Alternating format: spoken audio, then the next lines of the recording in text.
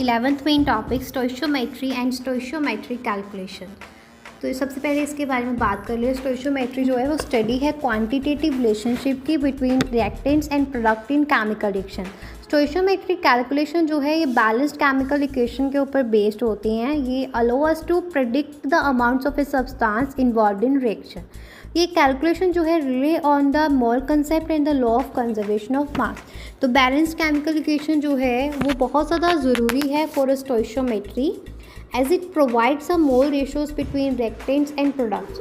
तो मोल जो है वो ऐसे यूनिट है अमाउंट ऑफ सब्सटेंस के लिए, और एवोगैड्रो जो नंबर जो है 6.022 इंटू 10⁻23 रिप्रेजेंट करते हैं नंबर ऑफ पार्टिकल्स को इन अ 1 मोल। तो मास जो है 1 मोल ऑफ सब्सटेंस का उसको ग्राम्स पर मोल में मेयर किया जाता है। केमिकल रिएक्शन में टोटल मास जो है रिएक्टेंट का वो इक्वल होता है total mass of the product के। तो हम स्टेप्स जो है फॉर अ स्टोइशियोमेट्रिक कैलकुलेशन हम राइट करते हैं बैलेंस्ड केमिकल इक्वेशन को फॉर अ रिएक्शन। हम कन्वर्ट करते हैं क्वांटिटीज़ को जैसे मास वॉल्यूम को मोल्स में, और फिर हम मोल रेशियोज़ को जो है from the balanced equation to determine the moles of the desired substance. फिर हम कन्वर्ट करते हैं मोल्स को डिजायर्ड सब्सटेंस के back to desired units mass volume extra. जैसे कि हमारे पास CH4 + 2O2 जो है reactant is equal to product CO2 + 2H2O। तो अगर 1 मोल जो है मीथेन का CH4 का, you can determine that it will be react with the 2 moles of oxygen to produce 1 mole of a carbon dioxide and 2 moles of H2O.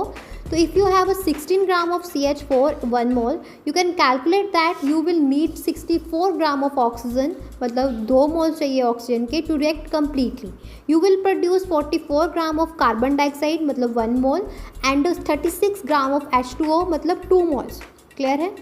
तो ये, और उसके बाद बहुत सारे एप्लीकेशंस में यूज़ किया जाता है स्टोइशियोमेट्री को, जैसे कि अमाउंट ऑफ प्रोडक्ट को जो बना है रिएक्शन में उसको प्रेडिक्ट करने के लिए, अमाउंट ऑफ रिएक्टेंट जो है जो चाहिए स्पेसिफिक रिएक्शन के लिए उसको देखने के लिए, एनालाइज करने के लिए कंपाउंड्स की कंपोजिशन को, रिएक्टेंट्स को जो है इंडस्ट्रियल प्रोसेस में अमाउंट ऑफ रिएक्टेंट को कंट्रोल करने के लिए जो है बहुत ज़्यादा ज़रूरी है।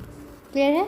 हाँ जी। अभी इसके आगे जो है 4 सब टॉपिक्स हैं। 1 हमारे पास आता है लिमिटिंग रिएजेंट, और 1 लिमिटिंग रिएजेंट और दूसरा रिएक्शन इन सोल्यूशन। 2 सब टॉपिक्स है और दूसरे के आगे 4 सब टॉपिक्स हैं। क्लियर है? हाँ जी।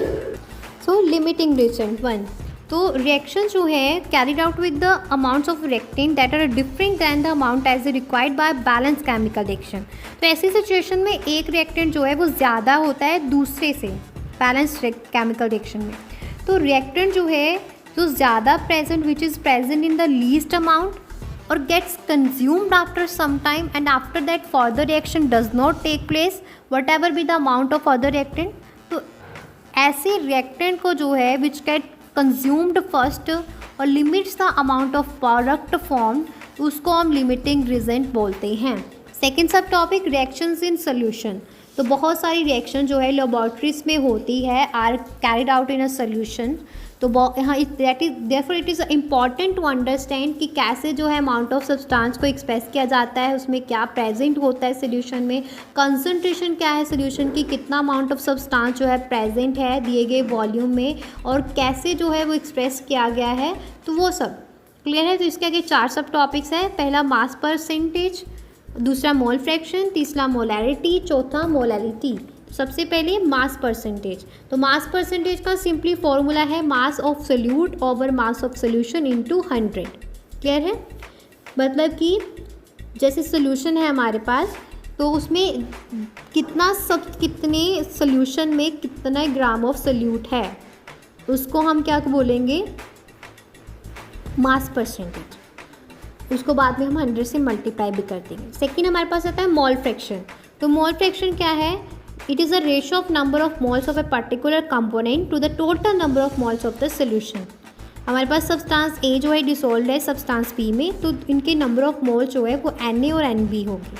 तो मोल फ्रैक्शन जो है A की number of moles of A over number of moles of solution में, कितने सोल्यूशन टोटल सोल्यूशन के ऊपर नंबर ऑफ मोल्स A के, ओके। फिर दूसरा जो है नंबर ऑफ मोल्स जो है टोटल सोल्यूशन के ऊपर नंबर ऑफ मोल्स जो है बी के, मतलब ऐसे होगा ना कि दोनों कंपोनेंट्स Na नीचे जो है वो टोटल सोल्यूशन होगा, ऊपर जो है वो सिंगल, जिसके हमने क्या निकालनी है, मोल फ्रैक्शन निकालनी है। क्लियर है। उसके बाद नेक्स्ट आता है मोलैरिटी। तो मोलैरिटी क्या होती है, बहुत ज़्यादा यूज़ की जाती है। मोलैरिटी जो है इसको कैपिटल एम से डिनोट करते हैं। तो कितने नंबर ऑफ मोल्स जो है 1 लीटर सोल्यूशन में कितने नंबर ऑफ सोल्यूट के मोल्स प्रेजेंट है। तो number of moles of solute per volume of solution in litre. तो एक मोलैरिटी जो है सोल्यूशन की ऑफ सब्सटेंस की, हम कह सकते हैं कि sodium hydroxide we want to prepare a 0.2 molarity solution from it. तो 1 मोलैरिटी सोल्यूशन जो है NaOH मीन्स कि 1 मोल ऑफ NaOH प्रेजेंट है 1 लीटर ऑफ सोल्यूशन में। क्लियर हो गया, हाँ जी। उसके बाद नेक्स्ट हमारा है क्या, मोलैरिटी। तो मोलैरिटी जो है नंबर ऑफ मोल्स जो है सोल्यूट के, कितने नंबर ऑफ मोल्स जो है सोल्यूट के 1 किलो सॉल्वेंट में प्रेजेंट है, इसको स्मॉल m से डिनोट करते हैं। तो सॉल्वेंट में ना जो अपने अंदर डिज़ोल्व करता है, जैसे पानी है लिक्विड, तो मास ऑफ सॉल्वेंट क्या आ जाता है हमारे पास formula, number of moles of solute per mass of solvent in kg। तो यहाँ पे हमारा ये जो चैप्टर है, chapter 1 some basic concepts of chemistry finish होता है।